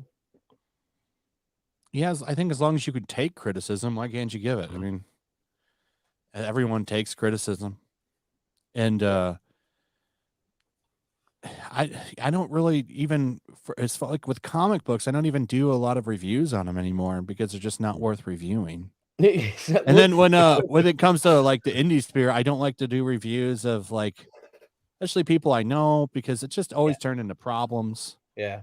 I've had some people I give criticism. I don't want to name who, but there's 2 people in particular that got really pissed off. Like they got sour about it, and it like kind of like with one person, this is from a long time ago before anyone gives theories. They're not even in the movement anymore. But one person got so mad, it like ended up like becoming a detractor and stuff. It's like, I'm just not going to review friends' shit anymore. Yeah. It's we don't tough. do that either. It's tough because sometimes like, oof, and something you go, whoa. But you will. Now, if somebody came to me and asked me, like, I would do it privately. But I wouldn't I don't like to make videos on that stuff anymore because it just makes problems. And if people like it and they like that person and you give a bad review on it, like people can get mad. And I just don't want to even stick my toes in that. It's not worth it, bud. It's not. It really isn't. But the one thing is that you will get criticism, and you will make it to some of the people tweeting out your campaign and things like that if they hate it, or they're actually going to give you bad reviews, a bunch of people before it even comes out. Oh yeah, just look at Eric July with that too. The people act like that. I've seen some of these people. They act like that's the worst book in the world and all this shit. It's like, man, I mean, go pick up a Marvel book, number 1. Right. And then reassess that opinion. Book's fine.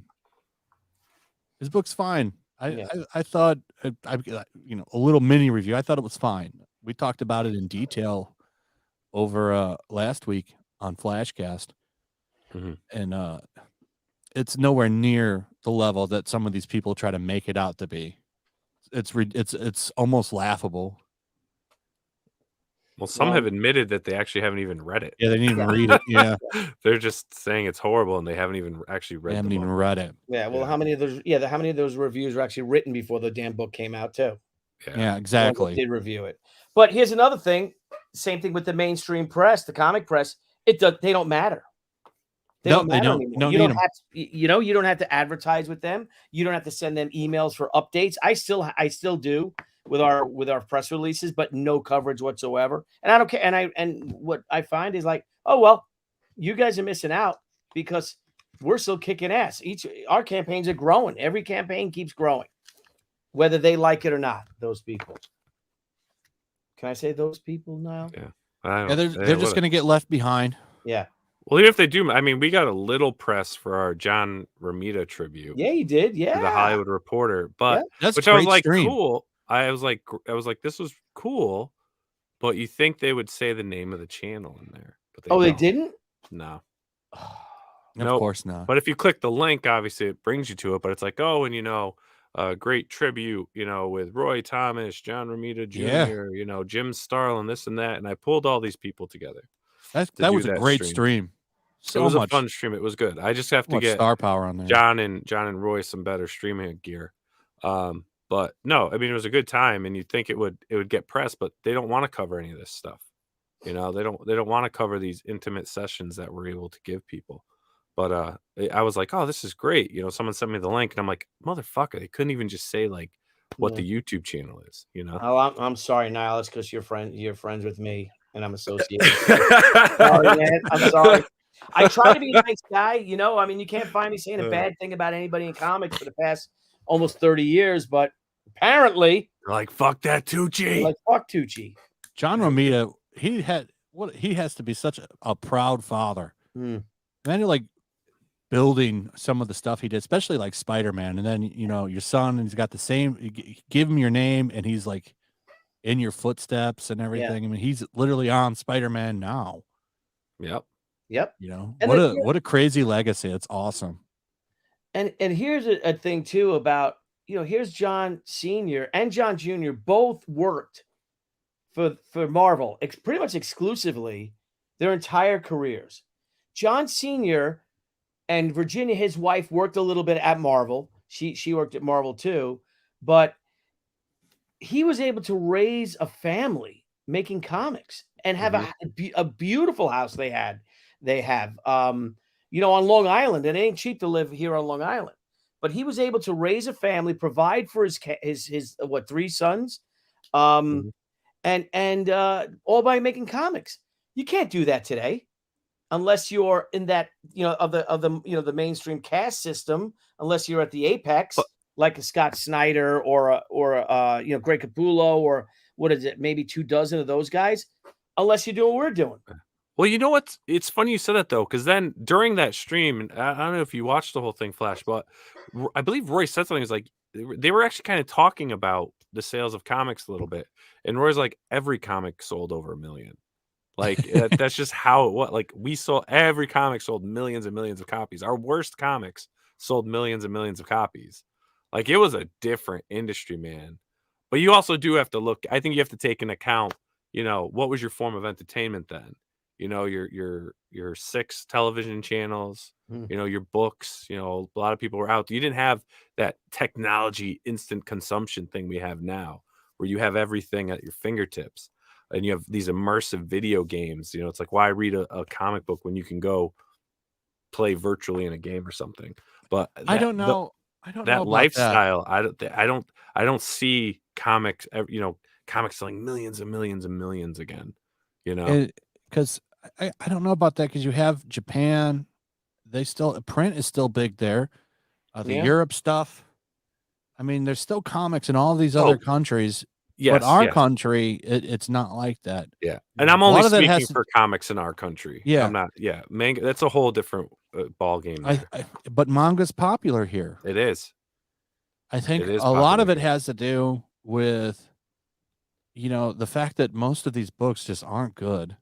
Yeah, and the model is just can't compete with manga. That shit comes out and they're not big, but I mean, you get like 100 pages for $10.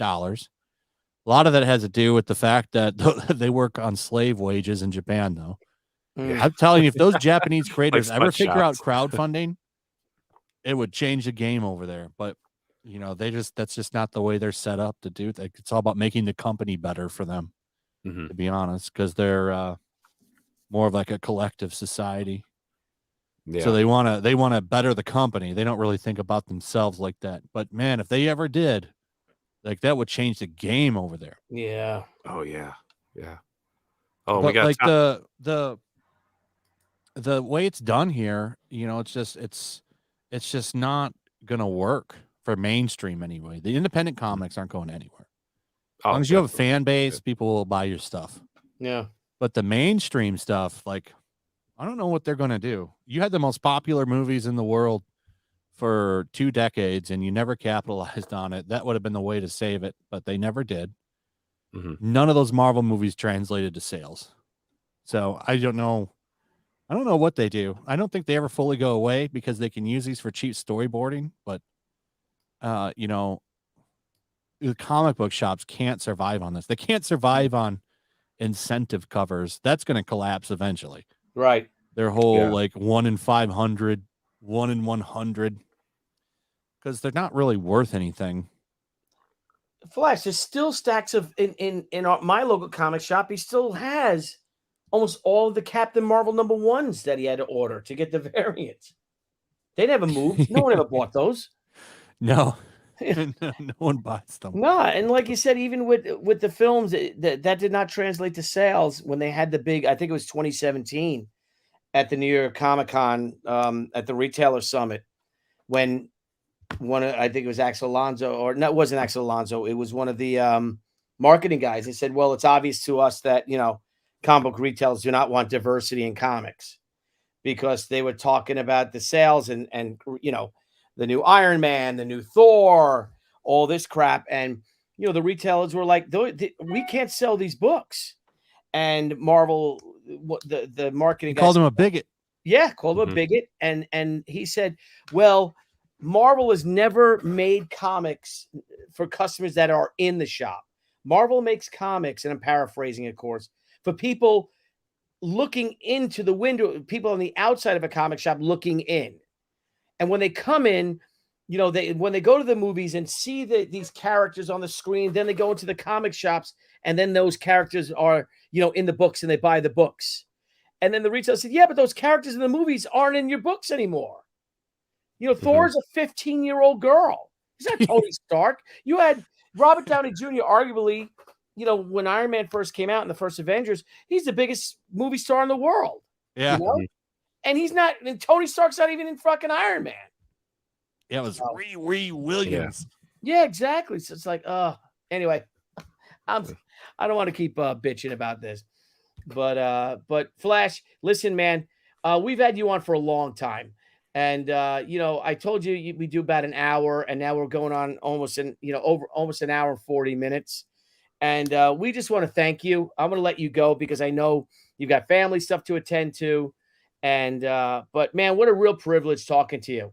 It was great. You, had a lot of thank fun. you. Yep. And Please come back on again. Yeah, anytime you want to come on, please. We're really excited for when you launch the book in October.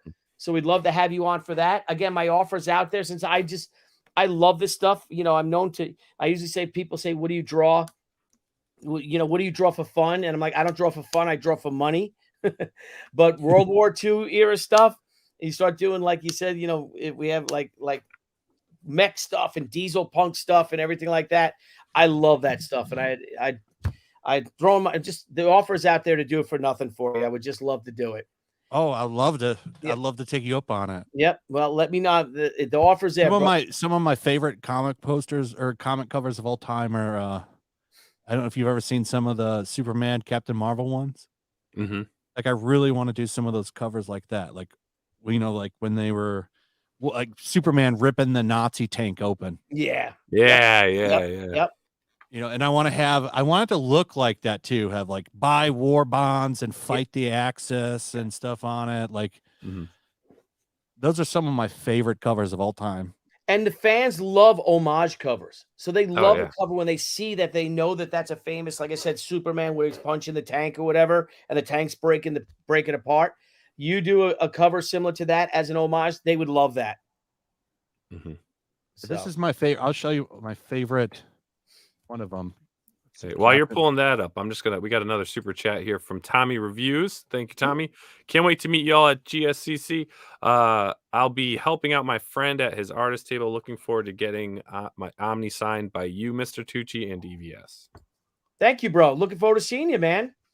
Oh, Scala's going to be there too, right, buddy? Yes, sir. Frank a Amazing. Whole bunch of us. Maybe we'll have a guest star appearance by Flash. Maybe. We have Graham Nolan with us, Andy Smith, Dan Fraga, EVS. Yeah, this is one of my favorite. I have this cover. Actually. I have it in a 6.5, but wow. Dude, this is one of my favorite covers of all time. Love this stuff. Dude, like, you have to do an homage to that. Yeah, Flash, you do an homage of that. People will get it and they'll love it. The I love this logo, stuff. you know what I mean? But with your logo, the colors, the color palette. Germans never had had a plane that color. So what? How cool is that? Yeah, this shit's great. And a lot of people don't like, I think some people don't appreciate that this came out during World War II. Like this is when the world was at war. Like that's what makes this so great. Like this is what they like. That's one of the reasons I love these covers. I was like, this was when we were at war. Like we haven't had anything like this since then, and it's great. It's like looking back in history and seeing this. Like you imagine being a kid and cracking this open and imagining these superheroes fighting Nazis and shit. Like it's a wild time. Flash, the cool thing about this book is that this book was before World War II. So if you look at the date, it's December 41, 41. So this book was, if it's a December 41 cover price, that means that this book probably came out in October. You know what I mean? And I just love that these comic book publishers, they were like, no, these are evil. Captain America punching Hitler before World War II even started. Miss Fury fighting Nazis a year before that. And look at this, Captain Marvel again. If this is a December, like I said, if it's timely jumped right into it. Because remember Superman, they would do stuff, but like he's not really like they would never say he was fighting the Nazis. They didn't do that till after I think America jumped in. Like, oh yeah, he was always fighting them. Yeah. Like they didn't want to make a political statement. Yeah. They didn't want to start their involvement. Yeah. But what's funny, people always say, well, comics have always been political. And in some ways, they're kind of like, this is political, right? But there's a big difference between fighting actual Nazis and then making comic books about your pronouns. Yeah, exactly. Yeah. That's not the kind of politics that anyone wants. Yeah. And the thing too is that this sold comics. Everyone hated the Nazis in the United States. Everybody, knew we were going to go to war with them. So this sold. The reason why they did this more than anything was to sell books. But these people are like I said, doing a book about their pronouns and all. That's killing the comics. No one's buying that shit. Anyway, and it's not like these were things that unified the country. Like this is shit. That's shit that's dividing the country. Yeah, down the middle. To be honest, like it's you're losing half of your customer base by doing that shit. And the customer base they want doesn't even buy it. I know. Oh yeah, that's true. They don't even buy comics. They don't even buy them. Right? They don't. They're afraid of people that don't even buy. And it was funny. Gail Simone was on Twitter talking about these people sling mud at stuff and they don't even buy comics. And it's like, well, this is the audience that you wanted. Yeah. And now you've got them. They just pirate shit. They don't even buy anything. Great Renzine. We should do covers making fun of the it's almost like it's almost like that film The Other Guys when Mark Wahlberg was talking to what's his name from Elf? Oh, Will Ferrell. Will Ferrell, when he said, if I were a lion and you were a tuna, I would eat you. And then he said, yeah. And he turned that whole conversation around. You come out in the ocean in our zone, in our area, a lion. Then we're going to put that out to all the other tuna. Now we have a taste for lion. And we will hunt you down and eat you. Mark Wahlberg said, he's like, didn't work out the way you wanted it, did it? That's like this shit with these people that wanted that crowd. You wanted that audience. Well, you got a lot of likes on Twitter, but no one's buying your friggin' books. There's another one. Yeah. Right? Because if a Twitter like costs $1, you'd have a hell of a lot less likes. Look at that one, dude. Yeah. This came out in 47. I've held that comic book before. I have it. I've got it at 1.8. Nice. But like that's the best. That's the most I could afford. This one ain't cheap. Yeah. No. Comics like this are hard to find, man. They don't They're exist not cheap anymore. at all. I bought it in Chicago, actually. Mm-hmm. Well, if this book is this really it can't be 47. It's got to be earlier than that, right? If database says 47 on it, I think. I'd have to go up and go. That book's in my safe, so I don't. I can't go pull it out because. Well, Flash, if you have me on and you want me to do a cover, I'm gonna make a real like Tiger Tank. Yeah, do it. Yeah, and him tearing stuff apart. But like I I said, was thinking would about love to do asking you anyway, so it all works out. Yeah, yeah. Well, whatever you want me to do, I'm in. I'm in because I love this. I love your concept. I love the idea. And again, no one's doing this anymore. No one's doing World War II stuff, World War II era stuff. Mm-hmm.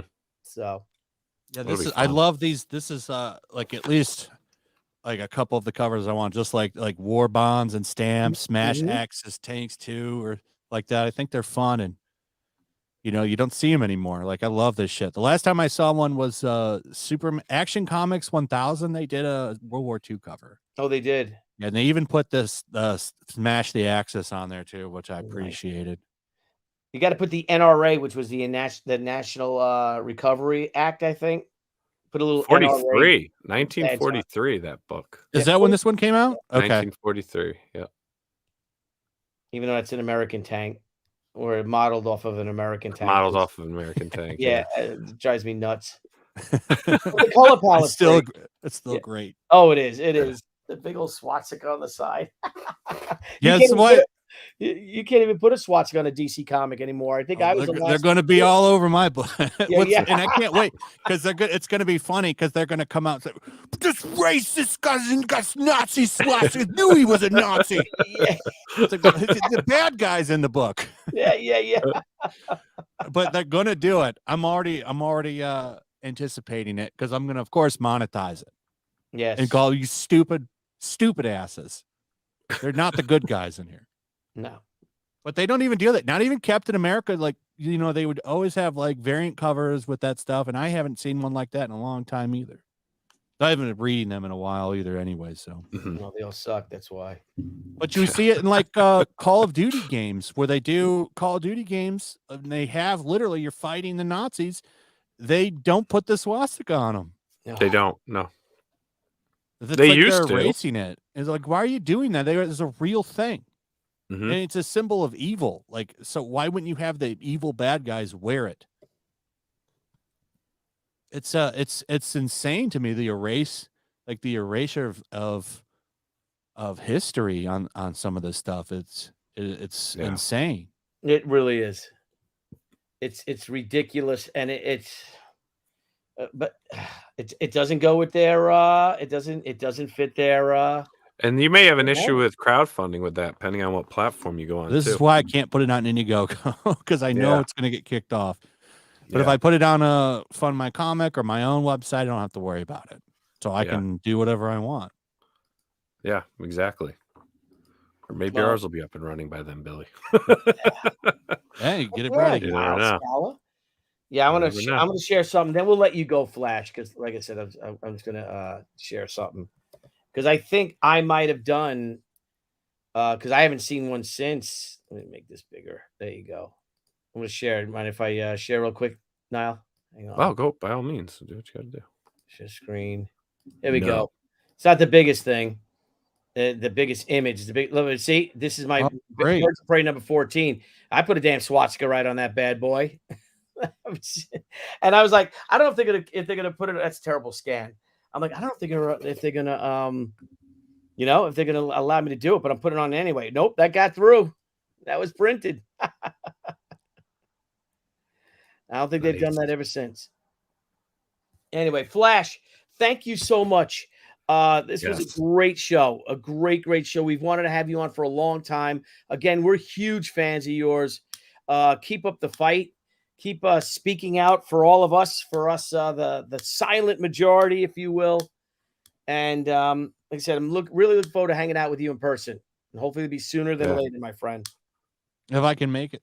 Yep. Yes, definitely. But if not, there'll be something. You said that the Motor City Con, so Yep. for sure. Next year, definitely. Yeah, Deb and I doing next May. We'll be at the Motor City Comic Con, and we're doing dinner, brother. But let's talk to. If you want to do a cover, I would love to have. I'm you. in. I'm telling you, I want to do a cover. Yeah, let's do it. All right, perfect. Awesome. I All can't right. wait to see that cover. And I can't do it. Right? How could I know. how could I say no to that? You can't say you can't. You And can't. I'll knock it out of the park. I promise you. Boom. All right, cool. Well, thanks again, Flash, for coming on. Please come on whenever you like. We'd love to have you. For sure. And Tucci, my man, I'll be seeing you Saturday morning. Yeah, you will, bro. And maybe we'll see Flash too. You never know. Yeah, maybe we'll see Flash. Who knows? Okay, yeah. So Flash, thanks a million, guys.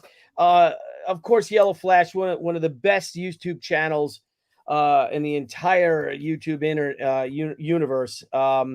Man, he's on, and he speaks. I think for the vast majority of us, you're great, man. Great times, and his channel is in the description, and we're all looking forward to Flash's new secret World War II era adventure that hopefully he'll be launching crowdfunding wise in October with a hopefully with a Billy Tucci cover.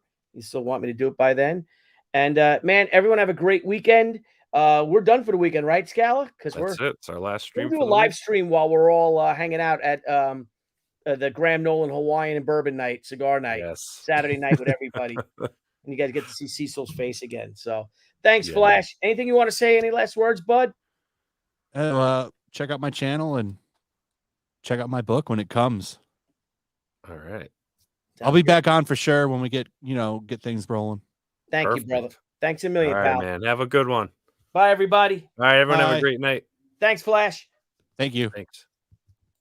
Hey everyone, thank you for joining us on Pop XP. If you haven't already, make sure to click that subscribe button and also click the bell for notifications when we go live and we upload some awesome new content. Also, don't forget to head on over to Twitter and follow us at the Pop XP and over on Instagram at the Pop XP. Thanks again everyone, and we'll see you soon.